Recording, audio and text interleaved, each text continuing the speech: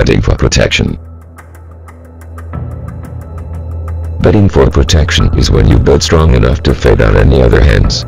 This is done when you have a small pair or a hand that may be in the lead at the moment, that can easily be dominated on future streets. Example: you have pocket jacks and decide to raise 3 times the big blind. The villain calls with ace-10 of hearts. The flop comes 9, 3, 10 rainbow. You think you still have the best hand.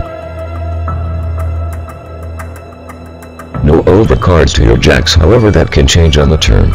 There is also a straight draw, so you need to protect your hand. You do so by betting heavy enough, making it too expensive for the villain to call. A classic example of not protecting your hand is to have flop 2 pair proceed to slow play with a pair and flush and straight draws. The slow play backfires in your face when you let the villain catch up, giving a free card. Betting is your only way to protect your hand. Betting for information. Betting for info is when you have ran into a rather tough player who was hard to read. So you bet to see where you'll stand in the hand. If you bet heavy and still calls, then he might be drawing. If he rares, that poses a much bigger problem because he could have made a hand like a set, 2 pair or better. You now go through your head of what he could have that warranted a re-raise. So betting on later streets will define his or her hand.